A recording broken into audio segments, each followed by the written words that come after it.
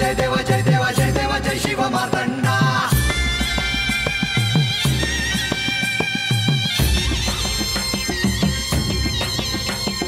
जय देव जय देव जय देव जय देव जय देव जय शिव मार्तंडा। हरिवर्धन मल्हारी तुझी प्रचंडा।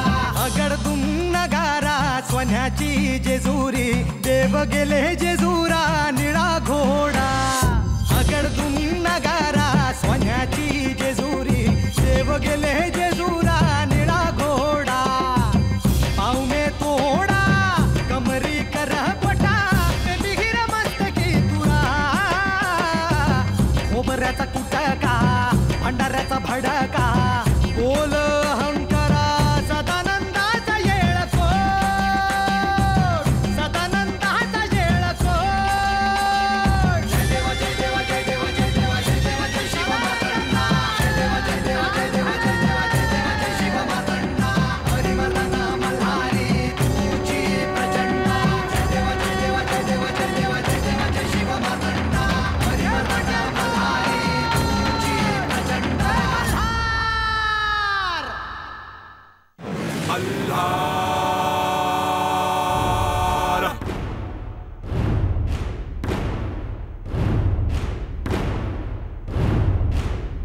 देवा प्रधानजी, कुंभकाला शासन करण्याची वेळ आली आहे। त्याआधी त्याच्या दुष्कृत्यात त्याचा साथ देणाऱ्यांचा समाचार घ्यावा लागेल। रात्री गडावर कोणीही नसावे। संपूर्ण गड खाली करा।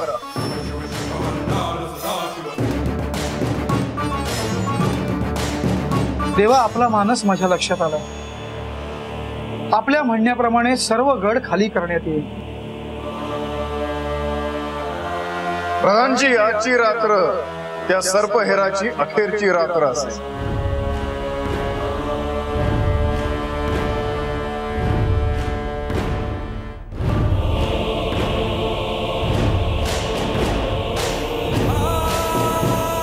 मुनिवर, आता एका नव्या अध्यायाची सुरुवात होणार आहे। अशुभ काळातल्या खुणा तात्काळ मिटवणं गरजेचे आहे। तेव्हा बानूने तयार केलेले हळदीचे शिवलिंग विसर्जन करावे अशी आमची इच्छा आहे।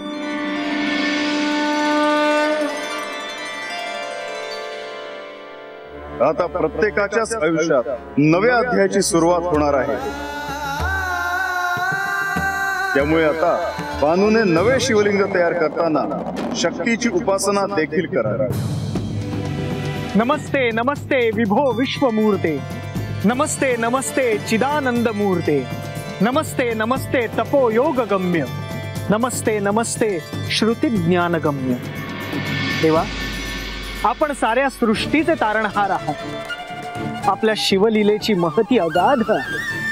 आपल्या शिवलीलेत मला कार्य करायला मिळाले हे माझं अहम भाग्य आहे। देवा, आपला मानस पूर्ण होणार। एका नव्या अध्यायाच्या सुरुवातीला अशुभाच्या साऱ्या खुणा पुसल्या जातील। नारायण नारायण।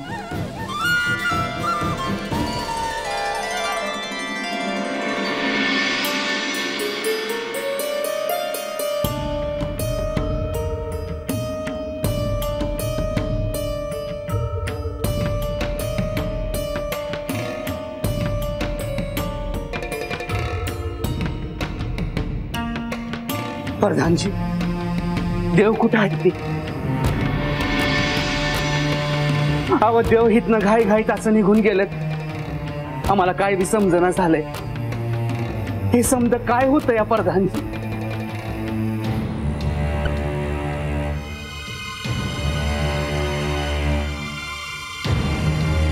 अव आता देव काय बोलत नाही ती। तुम्ही तरी काहीतरी सांगा आम्हासनी। आम्हाला काय बी सुचना झालंय। जीवाला घोर लागलाय बघा नुसता। अहो कुठं आहे ती देव? चौडप्पा, कृपया शांत व्हा। आपल्या सर्व प्रश्नांची उत्तरं आपल्यास मिळतील। खंडेराय सर्वांना भेटतील। परंतु तुर्तास तरी मी त्यांचा एक महत्त्वाचा निरोप घेऊन इकडे आलोय।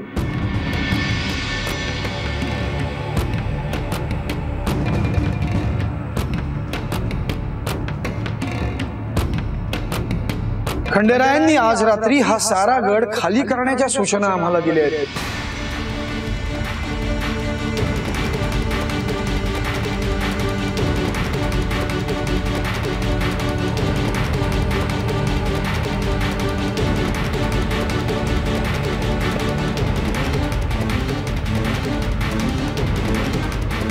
गड खाली करायचंय?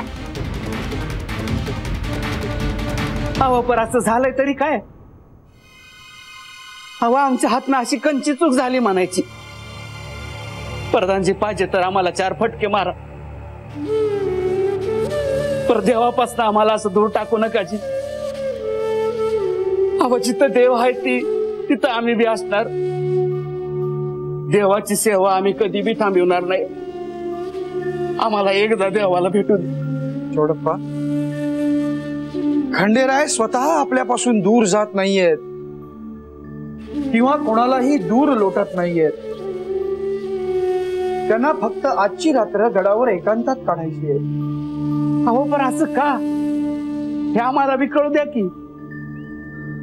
हे समज काय चाललंय प्रधानजी, आम्हाला काय बी कळना झालंय. मग चोडप्पा, खंडेरायांनी जे कार्य मला सांगितलं ते मी पार पाडलं. असं का, याचं उत्तर मी नाही देऊ शकत. परंतु एक गोष्ट मात्र नक्की सांगू शकतो की जेजुरी गडावर आता एक नवीन जागा तयार होणार हे निश्चित.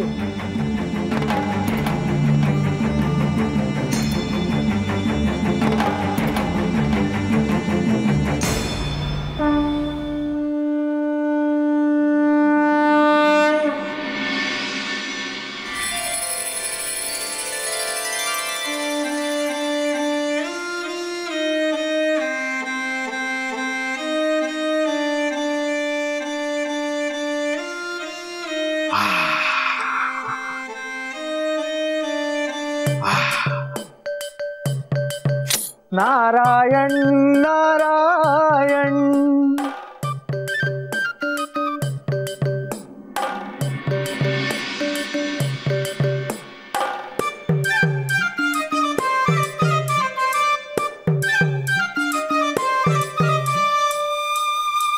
महाराज तुम्ही या या या या बसा.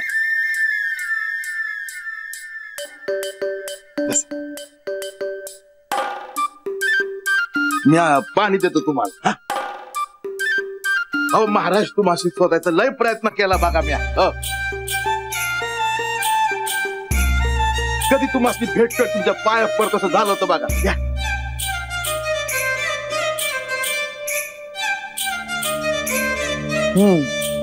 हो का? पण तुझं मत असं अचानक कसं बदललं? अहो मी अडाणी माणूस, मला काय कळतं. पण तुम्हाला एक सांगू का, त्या दिवशी ना पेटवरनं पाड्यावर येताना ना रातच्याला आम्ही मुक्काम केला होता रानामध्ये. पहाट पहाट पिंगळा भेटला मला. तो मला म्हटला की तुम्ही लय मोठं महाराज आहेत. अरे देव माणूस आहे देव, तुम्ही पाय पडत्याच्या पुण्य लागल. नारायण नारायण. तो मला म्हणला की महाराज भेटले ना तर आधी पाया पड आणि तुम्ही पूजा करायला लागली. त्या दिवसापासून ना कधी तुम्ही भेटताय आणि तुमच्या पाया पडत झालं होतं बघा. हो ते लय घाम येतोय बघा. काय झालं पण ठाऊक का, 2 दिवस झाले म्हणजे पाड्यावर हवा तशी थंड आहे बघा.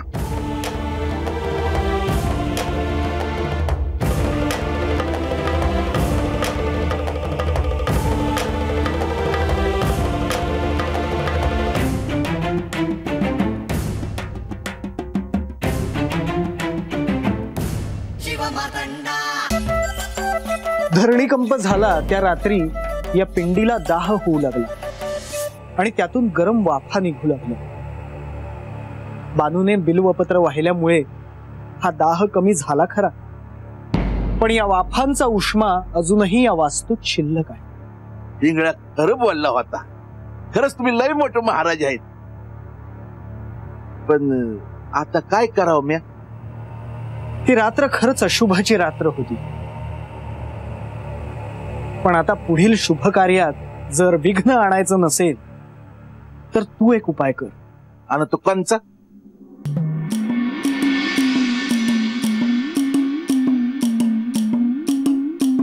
हे हळदीचं शिवलिंग तू विसर्जित कर.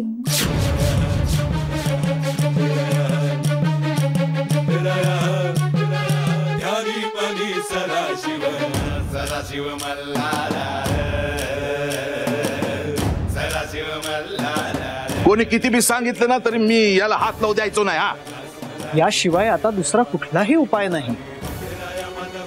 हवं तर बालूला सांग. बालू कुठे आहे? हवं नाही. लवकरात लवकर हे कार्य पूर्ण करणं गरजेचं आहे. हो महाराज. नाही म्हणजे तुम्ही असाल लय मोठं महाराज. अहो पण माझी पोर बानू त्या पिंडीची मनापासून पूजा करते हो. मी त्याला हात लावू देणार नाही. हा. नाही म्हणजे नाही. हा, महाराजांवर आवाज चढवतोस वैर. अरे बाबा बरं नाही हे. महाराज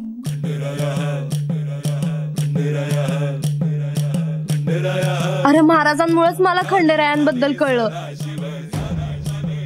खंडेरायांसाठी महाराजांनीच मला वरद सांगितलं. आणि आता असं असताना ते मला असं उगा काय बाय सांगतील वैर. गप्पर बानू हे खंडेर आहेत. त्यांचं विसर्जन करायचं. बा महाराजांनी मला एक गोष्ट सांगितली हा. आणि ती म्हणजे यो हळदीचं शिवलिंग म्हणजे खंडेराय आणि खंडेराय म्हणजेच महादेव. पण माझ्या भक्तीला शक्तीची जोड नाही. फक्त शिवाची भक्ती करून मला नाही चालणार. आता मला शिव आणि शक्ती दोघांची बी भक्ती करायला लागेल.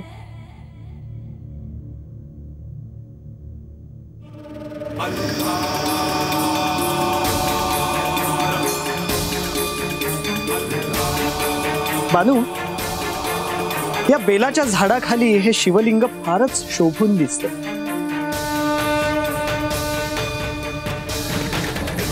आता हे शिवलिंग विसर्जित केल्यानंतर शिवशक्तीचा भाव मनात ठेवून एक नवीन हळदीचं शिवलिंग तयार कर. महाराज मला ठाव आहे तुम्ही मला कधी चुकीचं नाही सांगणार. बा तुम्हाला काय वंगाळ बोलला असेल तर मी क्षमा मागते. तुम्ही जे सांगाल तेच मी करेन.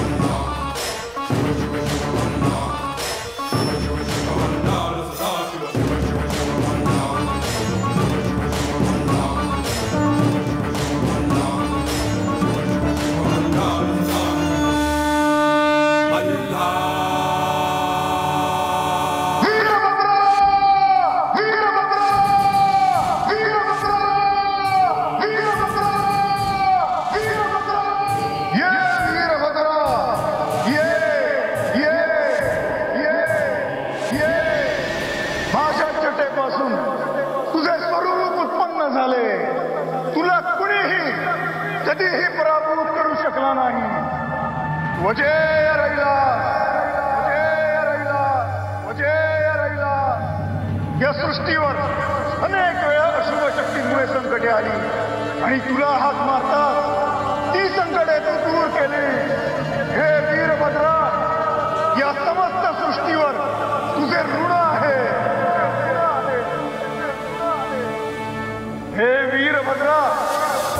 भक्तांमध्ये तू अत्यंत प्रिय आहे.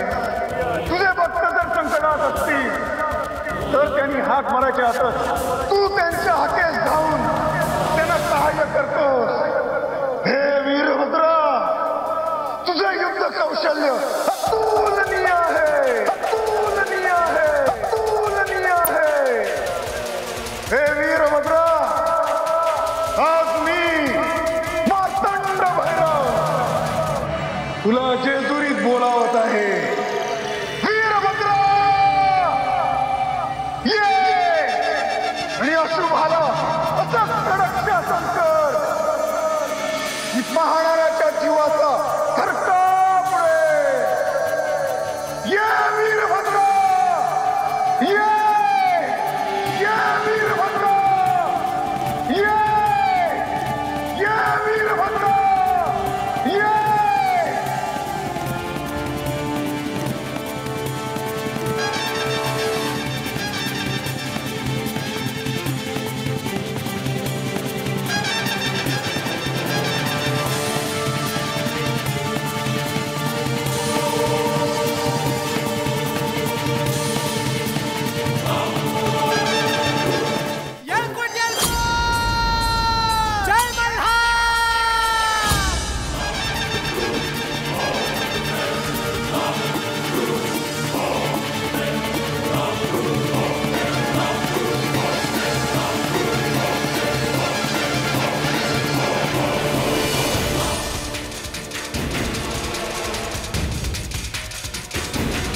नारायण नारायण. देवा, आता कुंभकाचे काहीही खरे नाही. खंडेरायांनी वीरभद्राला आवाहन केले म्हणजे नक्कीच त्यांचा क्रोध अनावर झाला. मुनिवर, खंडेरायांचा क्रोध अनावर होणं साहजिकच आहे. कुंभकाच्या मायावी दैत्याने म्हाळसा देवींच्या घरात घुसून त्यांच्यावर विषप्रयोग करण्याचे दुस्साहस केले आहे.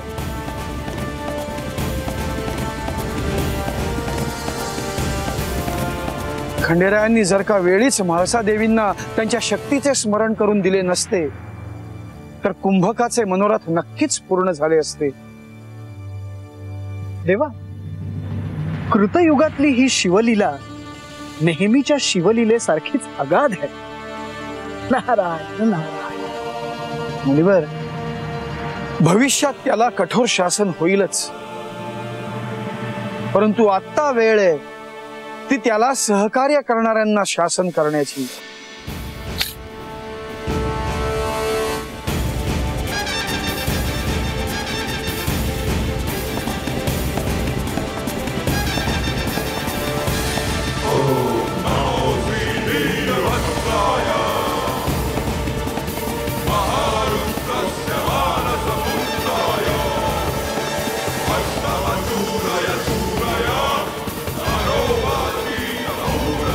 वीरभद्रा, इच्छित कार्य पूर्ण करून यावे.